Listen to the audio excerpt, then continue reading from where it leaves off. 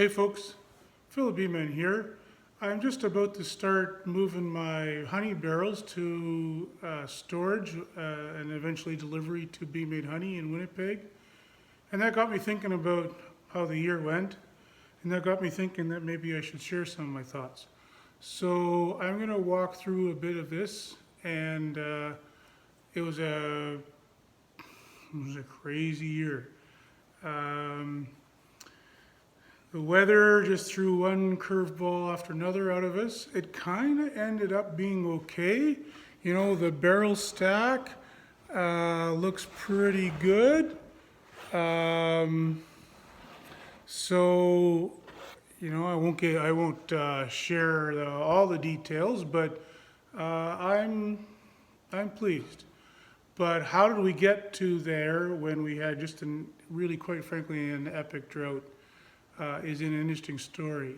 So I got my notes here, and I'm just going to go through it and broke it down into the weather conditions and then how the bees responded to that. So get right into it. You know, weird weather, very early spring. Not the earliest I've ever had bees out, but it's certainly the earliest. There's a few years ago where I put some out and then brought them back in again. And this year they went out and stayed out. And so I had all the bees out by mid-March, which is historically for this region, often you wouldn't even start till into April. Traditionally, maybe April Fool's was kind of a target date. You know, you're a fool if you think that it's going to stay warm before then. The last few years, we haven't been, I certainly wasn't a fool this year to get my bees out early, let's put it that way. And a combination of getting them out early and getting them looked after, and I think having healthy bees going into winter, had a pretty substantially, very satisfactory low winter loss rate. And so that, we hit the ground in good shape this spring. And then we had this spring continued warm and dry right through April and into May, and the bee buildup was fantastic. We could make all the splits we had time for, and we had great bee weather to make those splits. So I was somewhat restricted getting queens. Several of my queen orders were canceled, so that was maybe throttled us back a little bit on that. But we were going great. So our total number of splits, so low losses, and then you quickly split back to your prior year number, and then just kept growing. So our hive numbers kept kind of creeping up. I've traditionally said I was 1,200 hives. Now I think I have to face the reality that I really am a 1,500 hive beekeeper. So we were great weather. We had really good quality splits. Like we didn't have to sort of, do it in the rain or kind of guess where the queens were. We had fantastic weather. We could really make nice, even, careful splits. I've sometimes done it where you just kind of, shake bees and hope for the best. And that certainly wasn't the case this year. And then the crazy weather continued and we got into this, it just never rained again, right? We had one nice heavy snow in late April, and then after that, just a little spurt here and there, but really no significant moisture. Very seldom did we get a rain that made up for the moisture the ground would have lost in the previous couple of days. And so that's certainly our crop expectations by the 1st of July were, oh boy, family meetings where we're saying, no one's spending any money, we're not making any investments, this is austerity plan, whatever dreams you have are on hold, let's just be really careful and plan our spending very well. And so we're really throttled back, holding the reins in close. And then somehow, despite really not getting any rain all summer, the bees just kept working. I think we did have these very long, warm days that allowed the bees to make the best of what they had. The ditches and the wildflowers somehow just had a little extra flowering, but the ditches kept getting cut for guys trying to scrape together hay. So, like, asking me where did all that honey come from, I'm keen to see Bee May do some pollen analysis on these barrels to see if they can guess what the floral sources are, because it's certainly not the canola that is typically my main honey flow crop in this area. So my crop per hive was down substantially, but my having 300 extra hives nicely offset that, so that my total volume of crop is actually pretty solid. It's spread over more hives, but it's in the barrel and I'll get paid just the same. And then we've had this well, I want to say terribly, but interestingly warm fall, and we've had a little bit of moisture starting around Labor Day. Things have greened up. Canola that never bloomed all summer is blooming now in September and October. If we could get another couple, 6-8 weeks without frost, that canola might make a crop yet. But we did have a first major damage frost on October 19th, which is at least a month late.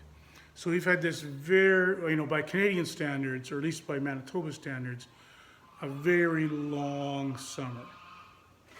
Sorry, you can hear my pet geese kicking up a racket outside. So that long fall really helped those summertime splits that I'm a big fan of making. I feel they didn't cost me hardly any honey. And really didn't take much time, and I think we're working on 100% take rate on those queens. And they've had this extra time to continue to build up. A young, ambitious queen thrown into a box of bees 1st of August, which is now, nearly 3 months ago. They've done great. You cannot tell now that those are splits. They look just like the regular hives. They'll go into winter in the same strength and the same condition as all the other hives. So I'm super pleased with those. My worry and expense and trouble in feeding, and especially feeding protein to all my hives when we'd given up hope on ever having significant pollen flow for the rest of the summer. That was kind of a waste of time and money, because we did get this sort of miracle fall of a bit of moisture and nice warm temperatures, and the bees have been gathering fresh pollen for 6 or 8 weeks, and they've done fantastic on that. Even a few days ago, I had some hives open to show some kids, and there's still significant amounts of brood in the hive, reserves of pollen. So I don't regret. I'm pretty sure that protein was turned into more bees sooner, but it probably wasn't necessary in the way I thought it was at the time. So I guess for your lessons learned, for us, an operation like mine that's running sort of very lean on labor and time, that's probably a step to skip unless absolutely necessary. So what did we learn from this strange year, which we hope is an anomaly and will go back to normal weather? Like, more hives is better. I don't know if that's a shocking revelation to anyone, but at the same time, I will say this, that a big part of my crop was made early in the summer. It kept trickling in, but as long the moisture kind of hung around long enough for the very early plantings of canola, the late seed, the first flush of alfalfa and clover was probably a significant portion of the crop. So split the hives too thin, I wouldn't have captured that. The hives would have still been building up. So I made lots of splits, but I still had good, vibrant hives at the onset of that first honey flow. And I was, I think, ahead of the game in getting my supers on. I did a video on how I knock my queens down and insert the queen excluders. That worked fantastic. Another success was the queen excluder improvement project that Dave and I have been working on for the last year, of checking all the excluders. Any queen excluder that had a queen above the queen excluder was cleaned and checked this fall. And so I always thought that queens above the excluder were sort of anomalies of the bees, that somehow maybe there'd been a queen cell hatch above the excluder after I'd pushed them down, or the queen had flown out and then come back in through a crack or crawled around. I no longer believe that.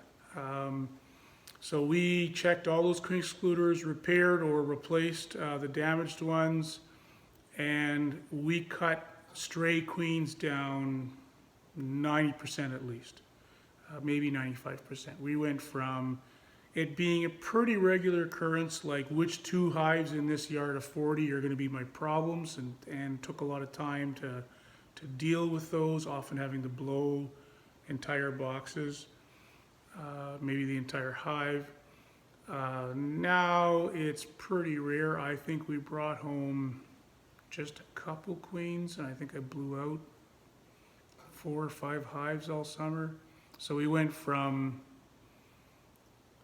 dozens a week to less than a dozen a year. Man, that was an enormous time and trouble saver. Also reduces bees in the honey house and various other sort of annoyances.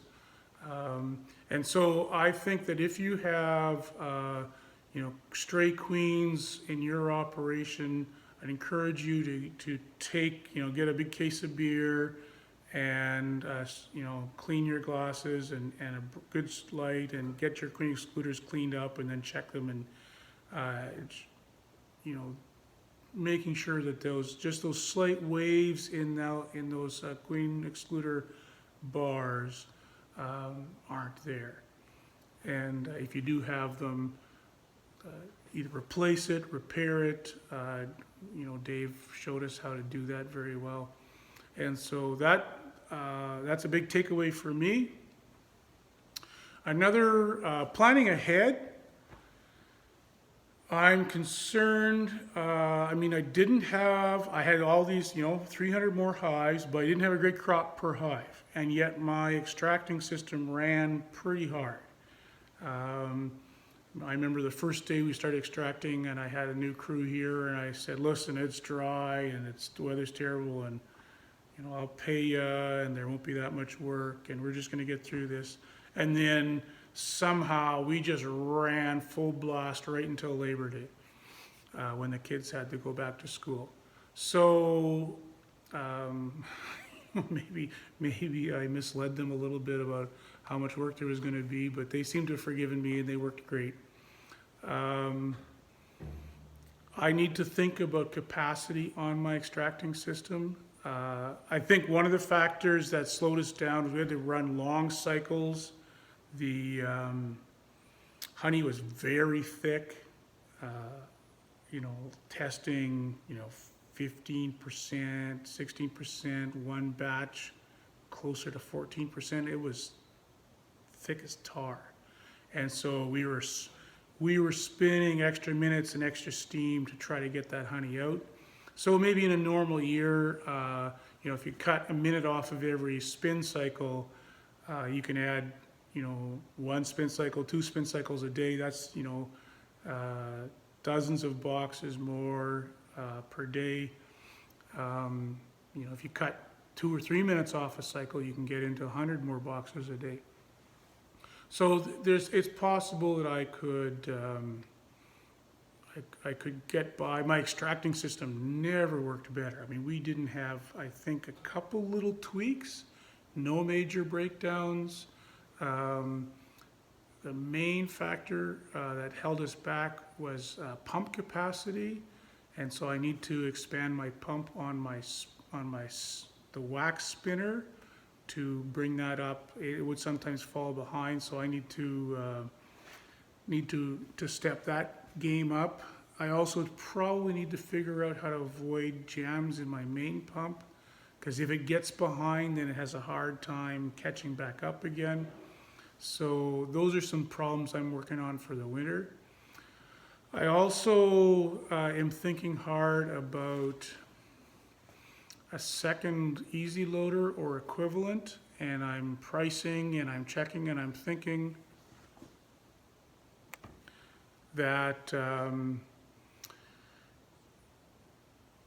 I'm at the size of operation I'm at with as few employees as I have. I'm at a major risk is breakdown of the machine, breakdown of the truck it's mounted to, or worst case scenario, some sort of accident that took both the truck and the easy loader out of action.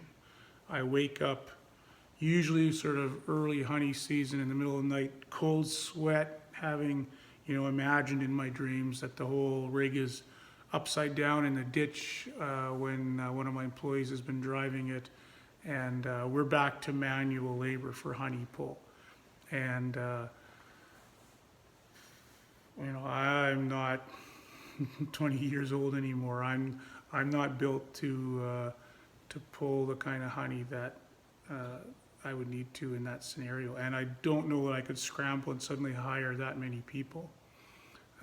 There's lots of stories in the news about labor being pretty tight, and I'm lucky that we always seem to find enough local kids that are looking for work. Helps that the machinery takes the worst of the grunt work out of it. But the idea that I could suddenly find, double my workforce to go back to much harder work where the bees tend to be, like we're in and out of those yards before those bees even know we're there sometimes, to suddenly going back to slugging through 1 yard in the morning, 1 yard in the afternoon, and having honey all over you and manually lifting every box. That'd be a tough sell after the kids that have worked for me know that it's not that bad a job. So I've got some honey. I have some time and money to invest in improvements. So inside it's pump capacity and maybe extractor capacity. I sure hate to trade off a machine that served me so well, and especially like I've had trouble some year. This year was just perfect. And so to give up on it now seems like a huge mistake.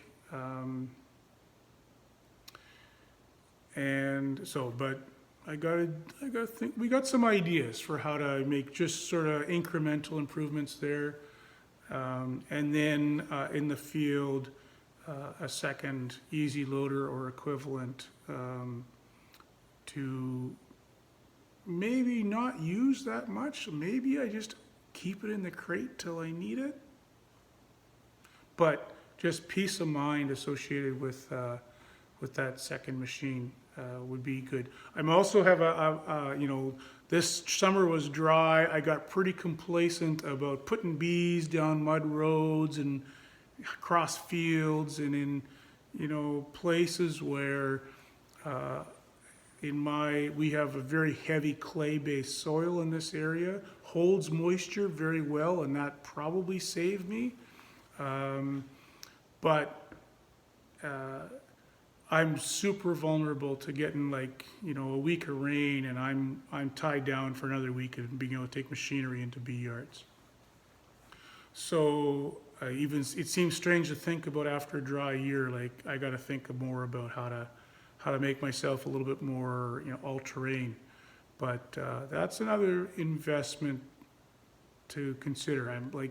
And I'm trying to figure out how to make the easy loader lift and the wet weather scenario, like easy loader down, wet weather, tying me down, how to solve those two problems with one solution.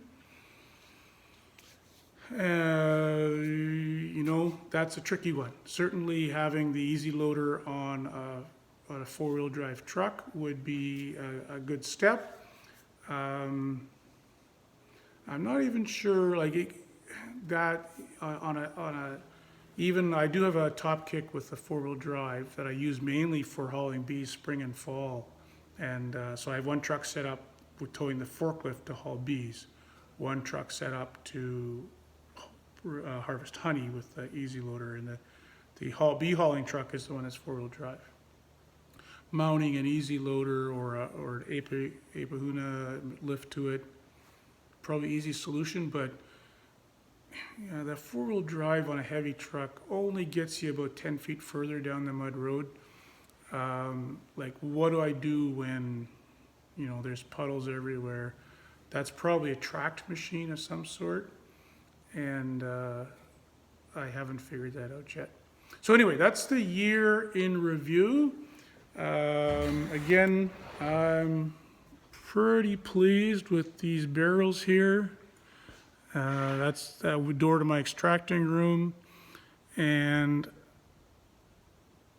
it's a nice pile. I decorate my barrel room here with signs and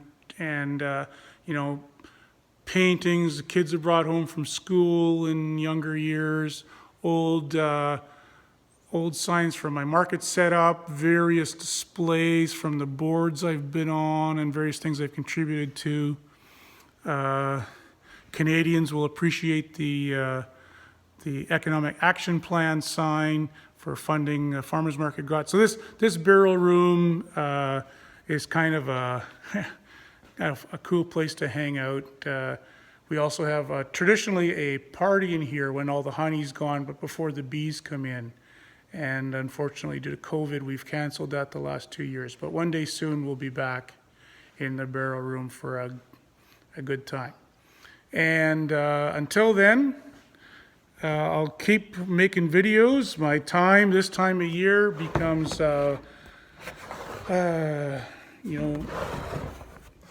spent more on my school and university responsibilities than on my bees. And there's less to see and less to do, but I'll do my best to keep a few ideas coming your way over the winter. And we'll see how I can solve 2021's problems for 2022. Thanks a lot, everyone. Have a great day.